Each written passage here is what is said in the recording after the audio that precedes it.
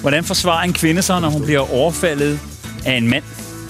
Selvforsvar kunne være en af løsningerne. Det hører vi mere om senere, men først skal vi møde Sara, som en nat blev voldeligt overfaldet i sin opgang. Velkommen til Aftenshowet. Her i løbet af sommeren, der kan man skrive til Aftenshowet, og så kan vi lige hjælpe jer med at lære nye ting. Og vi skal fra en historie til en anden historie, som faktisk er lidt i familie med det. Camilla, du har skrevet til os her i løbet af sommeren, fordi du ligesom Sara ikke har det godt med at gå på gaden. Kan du ikke fortælle mig, hvorfor? Jo, men for 2 år siden, så prøvede jeg, hvor der var en pige, der overfaldt mig. Og sparkede til mig og råbte rigtig, rigtig ubehagelige ting i hovedet på mig. Og efterfølgende har jeg bare været meget bange for ligesom at gå ud, og hele året ud turde jeg faktisk slet ikke være på stationen, hvor det skete. Okay, så du føler dig ikke tryg, når du går ud for en dør alene? Nej. Stadig den dag i dag? Ja. Det er, hvad der kan ske på baggrund af sådan noget. Så derfor er det fornuftigt, at du skrev til os. Og skulle vi ikke lige tage at hilse på Susanne? I to kommer til at snakke meget sammen fra nu af. I har allerede snakket lidt sammen, så åben for.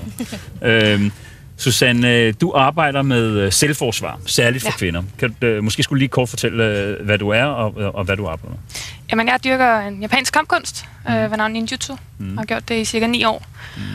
Og har så i nogle perioder undervist kvinder i selvforsvar.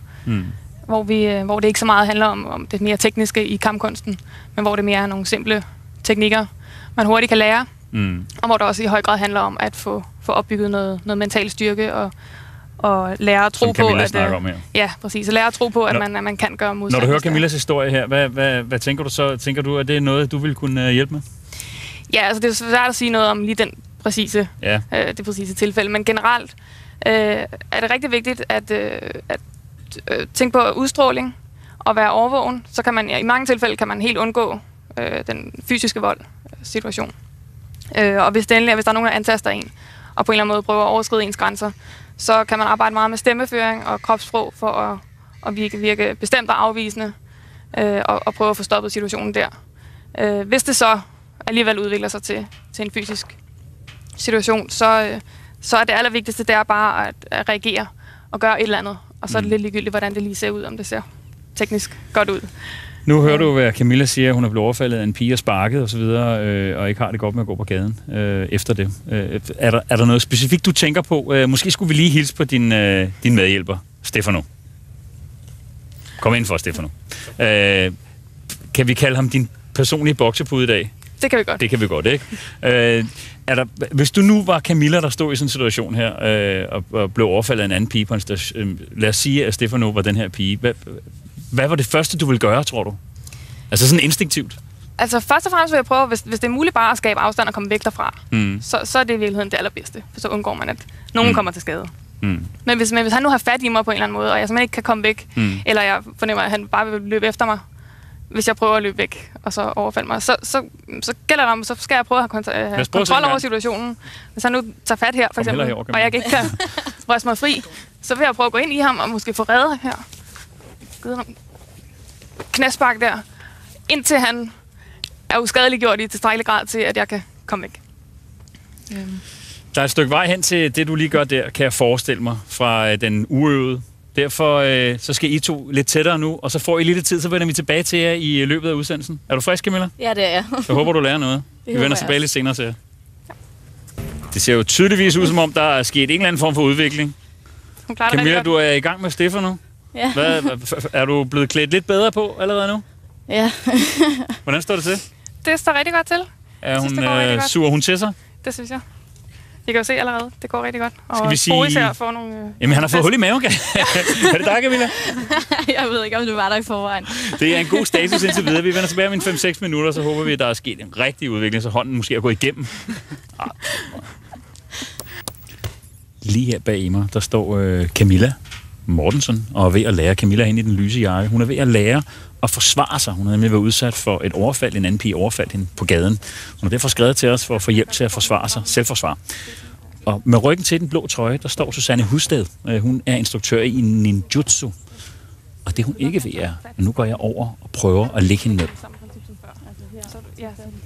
De ved ikke lige. Hjørnet her måske, ikke?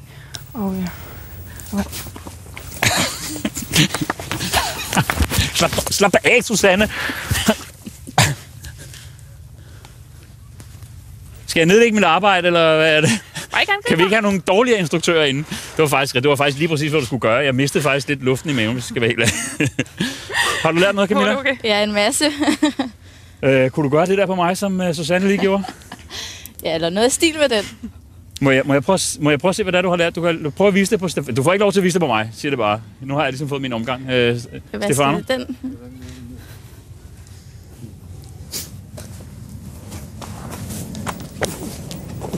Det er det der knæ igen der. Det er det der knæ igen. Puha. Susanne, hvad er det, hun gør? Hun bruger hele sin krop i virkeligheden, som altså mange forskellige våben i kroppen til at komme fri fra det her greb. Synker ned og skyder sin hofte bagud. Det skaber lidt plads i det her, så man ikke står og låst helt fast. Så griber hun ind efter enten skridtet eller inderlåret, hvilket også skaber en reaktion fra ham, uanset om man får fat eller ej. Så sparker hun bagud, skaber noget mere plads, så hun kan forvente sig om, og så få fat i ham og få lavet de her gode knæspark. Okay. Hvordan er det gået, Camilla? Det går godt. Føler du, at du er bedre klædt på, så at sige, til en lignende situation på en anden ude i fremtiden? Ja, jeg føler mig i hvert fald mere sikker til at vil vide, hvis det nu skete igen. Nu snakker Susanne i starten om, at det er også noget, der ligger heroppe, altså mentalt. Er det noget, du kan tage med videre, det her? Helt sikkert. Det er gået lidt hurtigt og så videre, 45 minutter. Og, men det tænder noget i dig, at du føler dig bedre tilpas. Ja. Det er jeg rigtig glad for. Så er mission jo næsten accomplished. Men jeg kunne godt tænke mig at se, at du lige gav Stefano lidt mere her på falderebet. Kan vi ikke gøre det sådan? Hvis du har lyst til at... Det kan du bare gøre, mens jeg snakker. Hvis du har lyst til at lære noget, som du ikke kan i forvejen, så skal du være mere end velkommen til at skrive til os. Gå ind på dr.dk/aftenshowet og læs mere om, hvordan i morgen, der skal vi lære en seer at danse flamenco.